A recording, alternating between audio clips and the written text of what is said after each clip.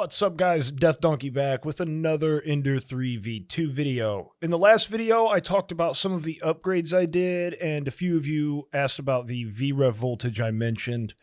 I initially had trouble finding this information, so I thought I would go over how to set it and what they should be set to on a stock Ender 3 V2 machine versus what they are on my machines, as well as do what I like to call fire prevention. We will be right where we need to be for that, and given the recent uptick in posts I saw on Reddit of mainboard meltdowns, I thought I'd cover this fix too, as it's pretty simple and can be free. This video is a little different than the last in that I didn't script a majority of this video, so it's sort of in a live environment, and I only had one shot really, so I may stumble on some words. Please just bear with me on that. Without further ado, let's get into it.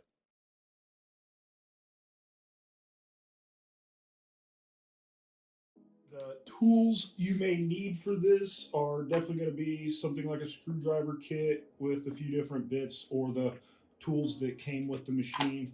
I prefer an iFixit kit. Pair of tweezers just to make accessing the wires a little easier maybe. That's what these are. You will need a multimeter, any cheap multimeter that does 20 volts DC will do fine. You'll need some wire cutters and wire strippers. And we will get into this little piece of kit a little later. That is more of an optional tool set, which I will link in the description. So, first of all, you may have a screw up here. You might have a screw right here, but I do not. As you can see, I was too lazy and did not put it back in. So, yeah, you might have a little screw there. You might have a little screw there, but I do not. Let's carefully tilt this back.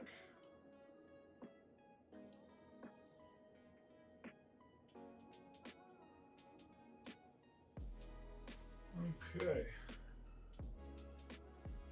so here's where we're going to be accessing. Let's grab our fancy iFixit kit.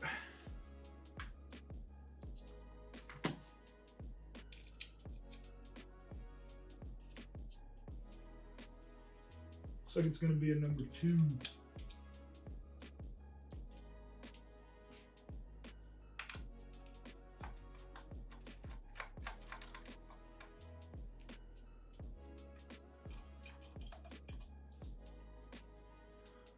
When we take this cover off, we will want to be careful because this fan in here is hooked up to the main board. So we'll want to make note of where that comes out, as well as being careful when we remove this cover so that we don't yank that out of its port and we unplug it.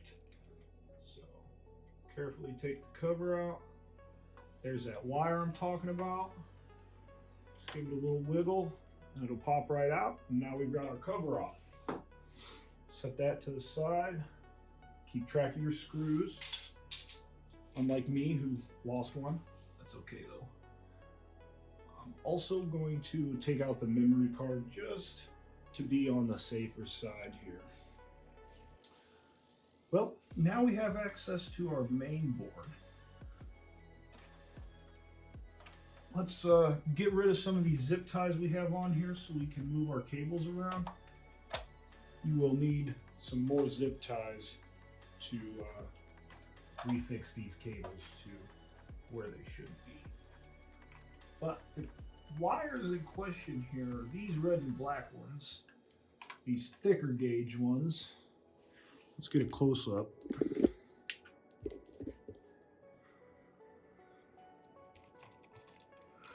We're looking at these thicker gauge red and black wires right here, and then there's another set right in here that we will need to do some work to keep our machines from catching on fire. So red is on the left, black is on the right. We'll need a flathead for this one. Go ahead and remove these two wires here.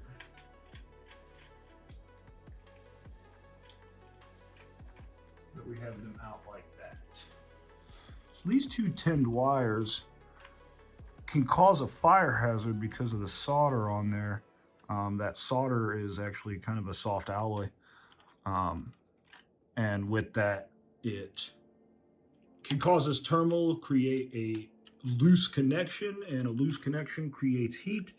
And this is why these cables are prone to melting this port down here. A lot of people have suffered from this connector here melting, this green one down here. So we need to get to the bottom of that.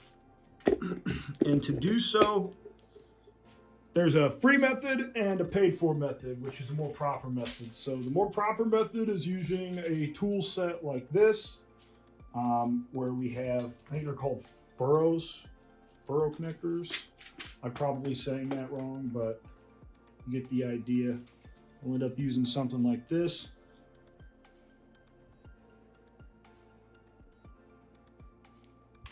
I'm gonna throw it on the ground. We'll end up using stuff like these.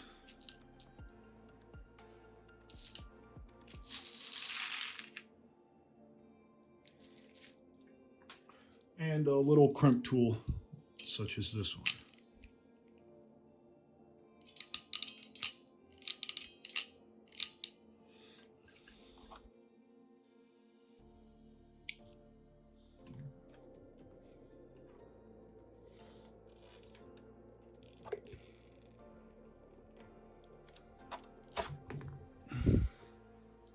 Don't need that shit in our life. Okay, now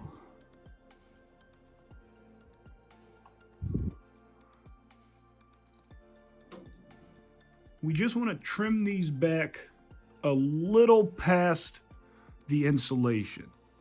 We're just going to go a little past the insulation and trim them back. Same thing on the red wire.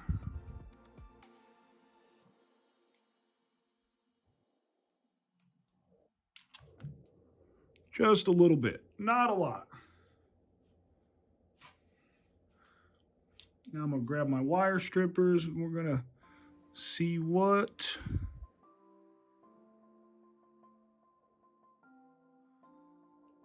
don't want to strip back too much.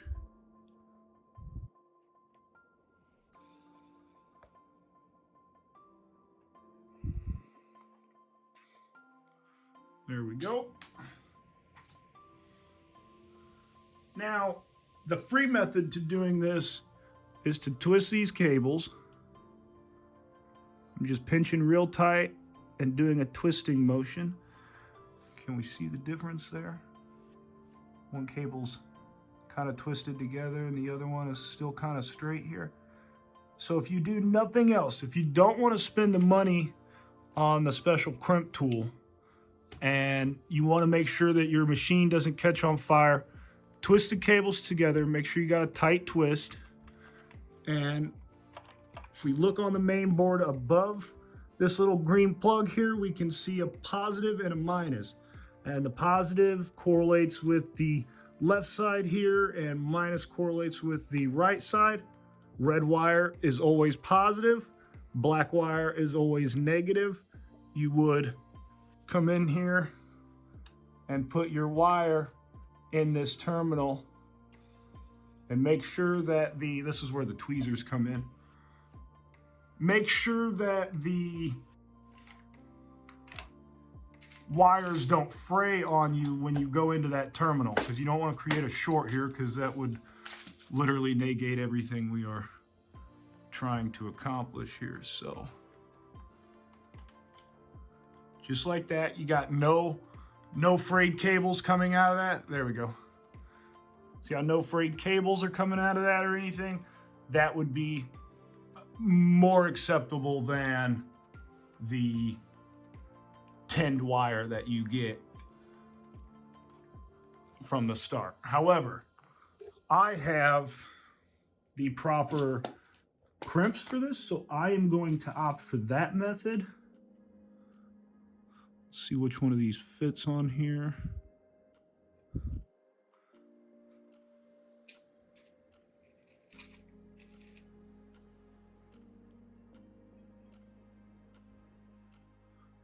That seems like a good fit. So we can come in here and crimp it. I usually give them a little tug to make sure they're nice and solid. Twist these wires.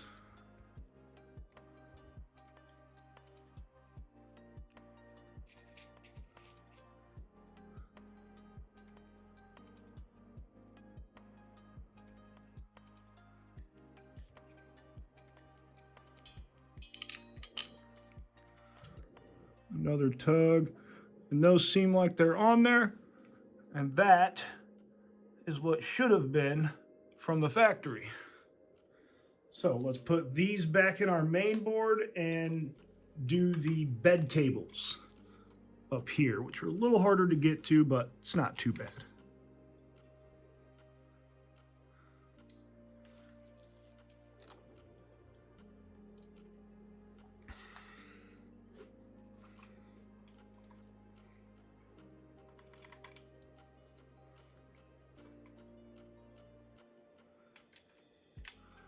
Remember, red is positive.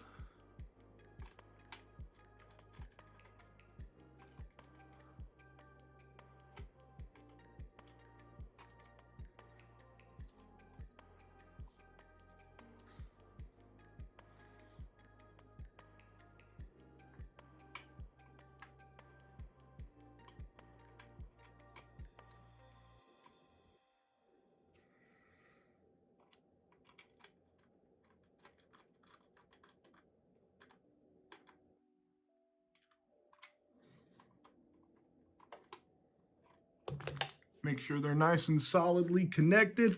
Grab your tweezers if you got a set, and maybe give them a gentle wiggle and make sure they don't fall out. Now, we need to reach a little harder side of the board, and it's not as clearly labeled as the bottom. So you're gonna want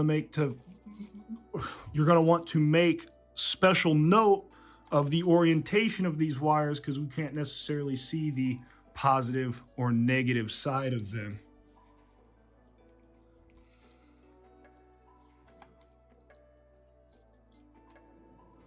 So it looks like black goes on top and red is just underneath that.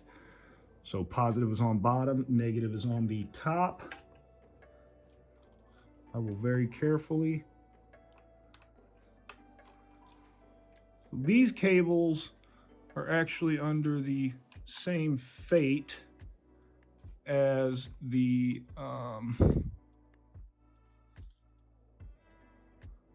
other ones. So these wires are also tinned. I haven't seen as much talk about these ones causing any problems, but you can kind of see how that wire's been crushed kind of flat right there. It's kind of boxy now. This might have been close to causing some major issues for me in the very near future, so I'm glad we're tackling this now. I'm also not trying to scare anybody, so I've been printing on these machines for months without ever doing this mod, and I've had two different boards, 422 and 427 boards in this machine, and you know, thankfully I have not had the same fate as others when it comes to the main boards trying to melt themselves down, but this is a cheap fix. You can do this for free. All you need is a few basic tools and make sure your wires aren't frayed when you shove them back into the terminal, but just getting rid of the solder tinning itself is actually better than having it there in a lot of cases. And with that recent influx online of other people's machines trying to go poof, I felt maybe this mod is more necessary than not. So let's continue about it.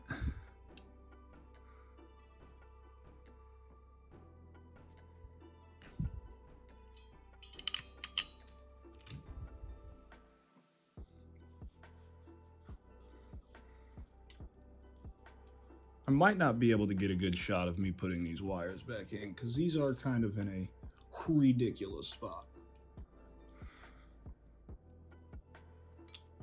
All right, and the black, make sure you look closely because sometimes there's a little bit of red on the black wire still, so definitely pay attention to that.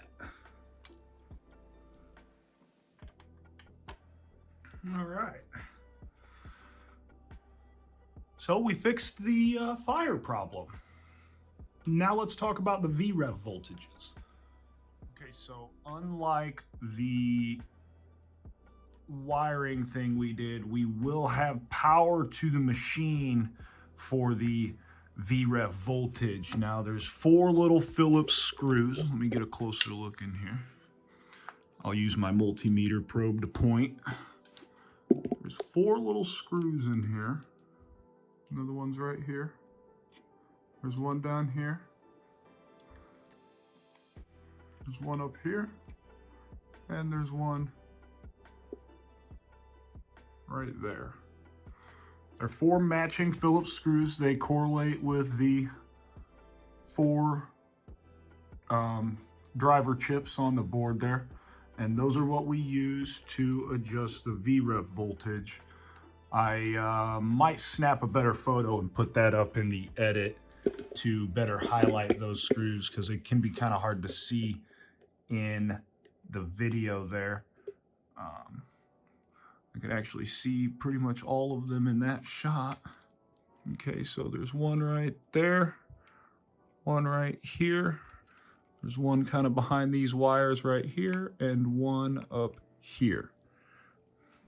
All right, we can kind of see my multimeter down there.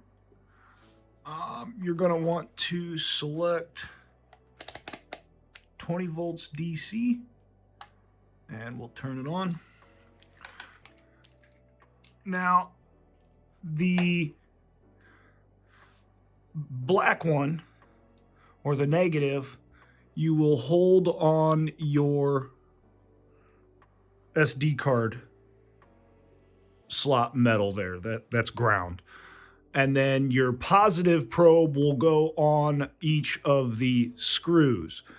Now, you might need an extra set of hands, and before you power the machine on, you'll want to find the Phillips bit that fits best.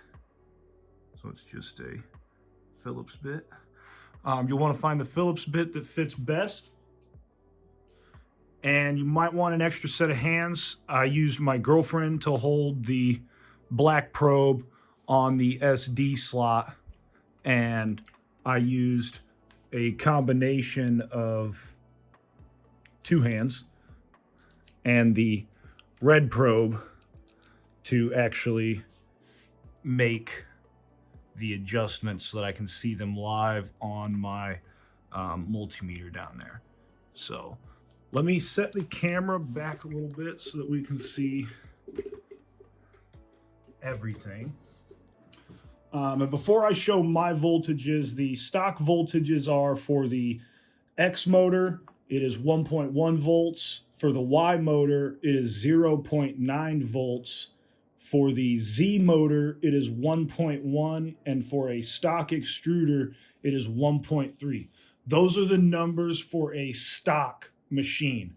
My numbers are going to be slightly skewed because I have a Hemera on here and a dual Z upgrade. So, but I can come through and actually show you guys some of my numbers here, or try to rather.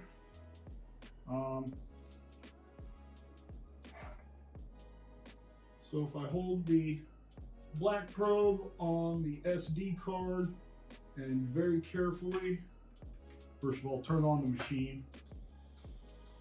You're going to want to be very careful now because you can very quickly mess up your machine by not touching the right spot.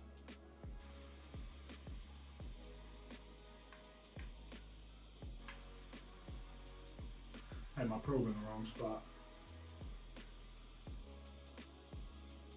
Okay, so for my x-axis, I've got set 1.09.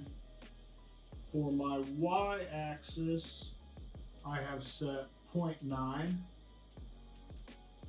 For my Z, which is the dual stepper upgrade, I've got, call it 1.19, 1.2 volts. Sorry, for the extruder, I have 1.2 volts. And for my dual Z, I have 1.43 set. So again, that's x-axis is at 1.09. My y-axis is at 0.9. For my dual Z upgrade, I set 1.43. And I had to increase that slightly from the stock setting because when you share current like this, it does weird things electrically. So I had to boost that a little bit so that the motor still received closer to the same amount of current that they would if they were singled. And then finally for the extruder here, which is a Hemera, I have 1.19 set, or 1.2 basically. So that's all there is to the VREF voltage. Again, be very careful because your machine is powered on at this point to check these voltages. One small slip up with your probes here and you could short something that you don't want to short, and that would end in ultimately a bad day.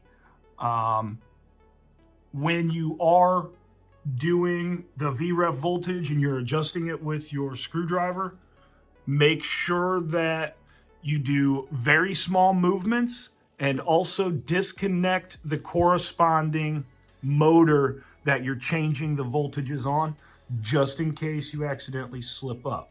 But that in a nutshell is how you change the VREF voltage. Those little Phillips screws, you see 4 of them. One of them behind the cables here, there it is, and then the 4th one. So don't let it scare you. It's pretty simple. You just got to be very careful and what you touch and all that good stuff with your probes. So at this point, just a zip tie and a few screws are left. Here's a 45-second montage to get us through.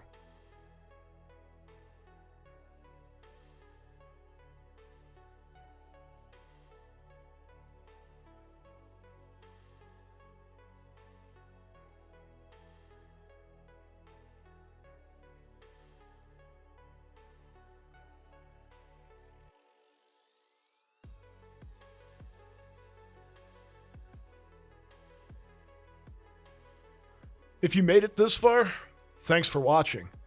If you have any questions, feedback, or added comments, please feel free to comment below. If you enjoyed this video, please hit that like button, subscribe, and ring the bell so you don't miss another upload. As always, this was Death. Thanks for watching, and until next time.